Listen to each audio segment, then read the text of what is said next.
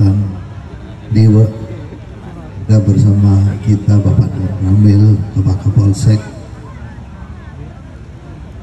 Bapak Kiai Haji Hamdi Saleh, Kepala Desa Keras yang saya hormati, para asatidah lingkungan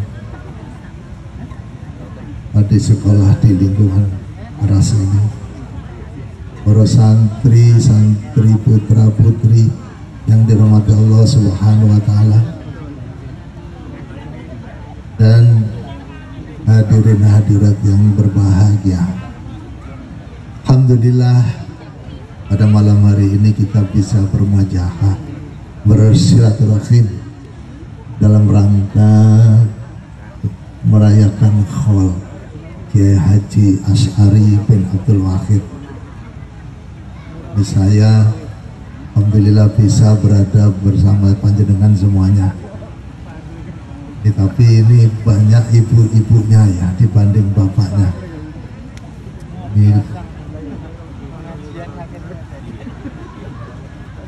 Dan tadi sudah disampaikan oleh Kiai Walid mengenai bagaimana perjalanan Kiai Asy'ari.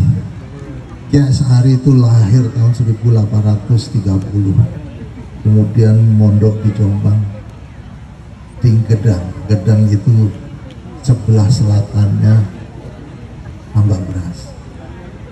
Gedang, di desa Gedang itu ada Kiai Usman, dulu beliau mondok di situ, Mbak Sika di atas. Nah, kemudian Kiai Usman, nah itu kemudian beliau mondok di Kiai Usman situ, melihat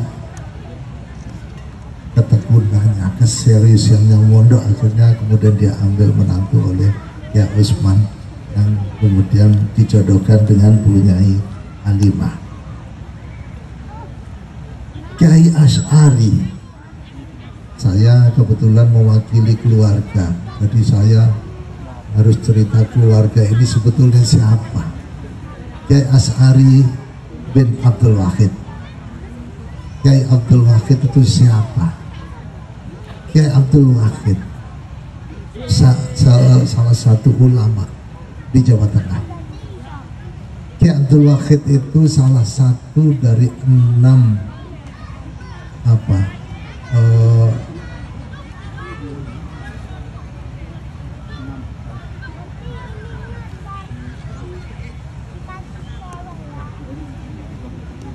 Kiai Asy'ari, Kiai Abdul Wahid itu adalah salah satu dari 6 abdi dalam kinasih dari Kesultanan Surakarta pada saat itu di bawah pemerintahan Pakubuwono ke-4 di Sunan Bagus. Jadi beliau termasuk abdi dalam yang khusus. 6 orang alim yang membantu sebagai, kalau sekarang ini mungkin staf ahli. Nah ini sangat khusus. Beliau 6 orang ulama, salah satunya adalah Kiai Abdul Wahid. Nah ini bagaimana waktu itu Kiai 6 orang kiai itu membantu susunan Pakubuwono ke-4 ini. Beliau sangat alim, dan demikian juga Pakubuwono ke-4 ini seorang pemuda. Pada saat jadi raja itu masih muda, usia 22 tahun. Dan ini zaman Belanda. Tapi Pakubuwono ke-4 ini termasuk orang yang sangat rajin beribadah, bangun masjid, memperkuat paham-paham Islam. Nah, ini kemudian dengan 6 orang abdi dalam kinasih ini berkembang Islam di daerah Surakarta situ. Tetapi nampaknya ada yang nggak suka dengan kekuatan yang terbangun ini. VOC nggak suka.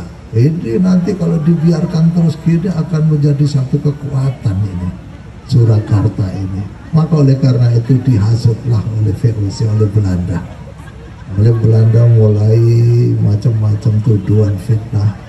Akhirnya diadu dengan Kesultanan Yogyakarta, dan disitulah kemudian Belanda mendukung Kesultanan Yogyakarta, dan akhirnya 6 orang kiai tadi yang menjadi abdi dalam kinasih Paku Buwono keempat itu diminta oleh Belanda untuk dikeluarkan dari dalam istana, harus diasingkan. Akhirnya ada beberapa tempat pengasingan. Ki Haji Abdul Wahid itu kebagian pengasingan di daerah Tingkir sampai beliau wafat. Sampai sekarang makamnya ada di Tingkir situ. Kalau kita dari tol keluar dari Surakarta, belok kiri, keluar terus belok kanan, nah itu nanti mudah. Kalau mengikuti Google Map itu akan ketemu makam Kiai Abdul Wahid itu. Jadi dari Kiai Asy'ari memiliki orang tua, itu seorang alim, ulama yang alim. Dan kemudian Kiai Asy'ari pun juga demikian. Beliau mondok di Gedang sampai kemudian beliau mendirikan pondok sendiri di tahun 1876 di Keras ini. Nah, di Keras inilah kemudian berkembang pondok pesantren, dan kemudian beliau punya 11 putra, 10 yang masih hidup, dan ada 1 putranya yang nomor 3 adalah Muhammad Hashim bin Asy'ari. Nah, itulah kemudian banyak kegiatan, banyak cerita, banyak sejarah yang ditorehkan oleh Kiai Hasyim Asy'ari itu. Nah, oleh karena itu ini satu hal yang baik bagi kita semua. Kita mengenang siapa sebetulnya tokoh-tokoh ulama-ulama zaman dulu di daerah sini. Ini termasuk Kiai Asy'ari yang pertama kali mendirikan pondok di Keras ini adalah Kiai Asy'ari ini. Nah, kemudian Kiai Haji Muhammad Hasyim Asy'ari mendirikan pondok, kita tahu sejarahnya, di tahun 1899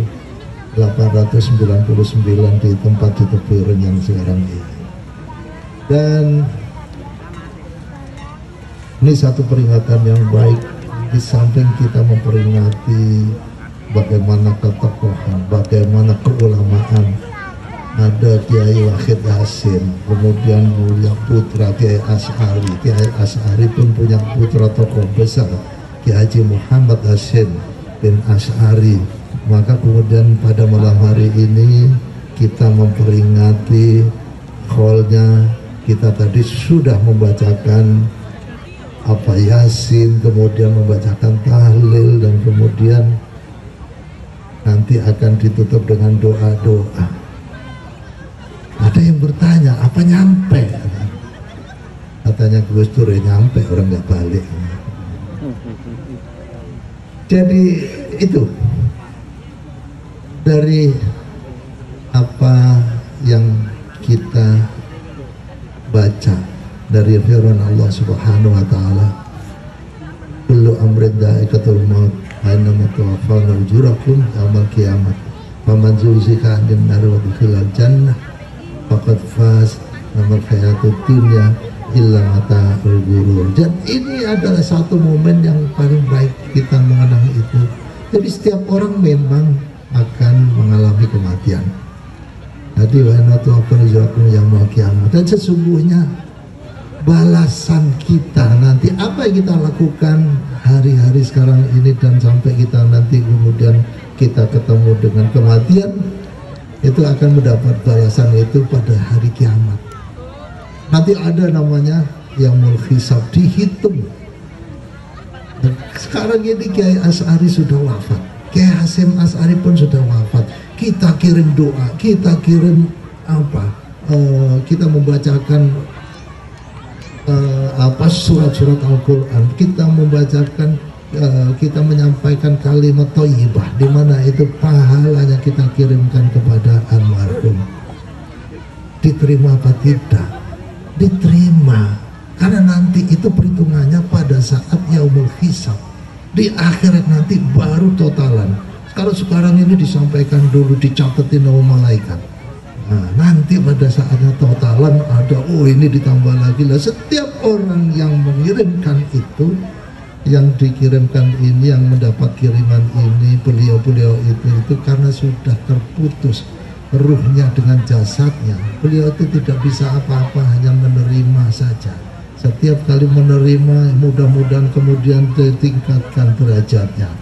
Setiap kali kita kirimkan lagi pahala-pahala dari membaca Al-Fatihah, membaca Quran, membaca kalimat thayyibah, mudah-mudahan selalu ditingkatkan, derajatnya dinaikkan juga, dan demikian juga derajat dari orang-orang yang membacakan, derajat dari dzurriyyah yang sudah ditinggalkan. Ini mudah-mudahan semuanya diangkat oleh Allah Subhanahu wa taala. Alhamdulillah, amin. Jadi itulah kita cari supaya nanti kita juga terbawa, derajat kita juga ikut naik. Jadi alhamdulillah, mudah-mudahan itu nanti dijawab Allah Subhanahu wa taala. Jadi saya menyampaikan atas nama keluarga, itulah sejarah yang ada. Ini momentum yang baik, kita mengingat beliau-beliau itu. Apa yang ditinggalkan untuk kita adalah bagaimana kita mengambil ibrah sebagai pelajaran, sebagai satu keteladanan yang perlu kita ikuti lagi. Kenapa ada orang-orang beliau-beliau itu, ada Allah menjadi ulama-ulama yang begitu alim. Nah ini perlu, ini terutama anak-anak santri, ada santri-santriwati ada sini. Nah ini sampean semuanya yang sedang belajar, ini bagaimana bagaimana untuk bisa mengambil ilmu-ilmu yang diwariskan itu. Dan ilmu yang terbaik itu adalah ilmu yang diwariskan oleh para nabi. Warisan yang terbaik beliau-beliau, mulai dari Kiai Haji Abdul Wahid, kemudian Kiai Haji Asy'ari, kemudian sampai ke putra-putranya ada di sini. Beliau meninggalkan juga putra Kiai Haji Muhammad Hasyim Asy'ari. Loh, itu semuanya mewariskan ilmu-ilmu di mana beliau-beliau itu juga belajar ilmu, mengambil dari guru-gurunya yang ada di Mekah. Gurunya juga belajar dari gurunya lagi sampai kepada Rasulullah Muhammad SAW. Jadi itu yang terbaik adalah ilmu-ilmu yang diwariskan oleh para nabi, dan kita mendapatkan itu yang diturunkan kepada Kiai Abdul Wahid, kepada Kiai Asy'ari, kemudian kepada duriah-duriahnya termasuk Kiai Hasyim Asy'ari. Itu warisan yang terbaik. Karena manusia itu ada dua hal yang diwariskan. Satu mengenai apa? Harta. Harta kalau diwariskan ada masanya. Rumah diwariskan, ada saatnya rumahnya rusak, hancur, nggak bisa dipakai. Mobil diwariskan, ada saatnya habis juga, rusak juga. Apalagi baju diwariskan, sebentar aja udah rusak, habis. Tetapi yang namanya ilmu, warisan ilmu, itulah warisan yang terbaik, yang alhamdulillah kita diwarisi ilmu-ilmu dari leluhur-leluhur kita. Dan ilmu itu kita meyakini adalah warisan yang diwariskan oleh para nabi. Nah, mudah-mudahan itu manfaat, kita mengingat jasa-jasa beliau semuanya yang sudah mendahului kita, mewariskan ilmu-ilmunya. Mudah-mudahan kita bisa mengambil manfaat dari warisan-warisan yang ditinggalkan oleh para leluhur kita itu. Nah, terutama yang masih muda-muda, tekunlah belajar, karena itu adalah ilmu yang terbaik bagi kita semuanya, bagi manusia, karena itu ilmu itu akan bermanfaat sampai hari kiamat nanti. Beda kalau yang diwariskan itu adalah kekayaan. Nah, ini mudah-mudahan kalau di sini nanti menjadi pintar-pintar semuanya. Anak-anak kita ini nanti bisa mewarisi keilmuannya, sehingga muncul lagi nanti tokoh-tokoh, ulama-ulama besar dari keras ini.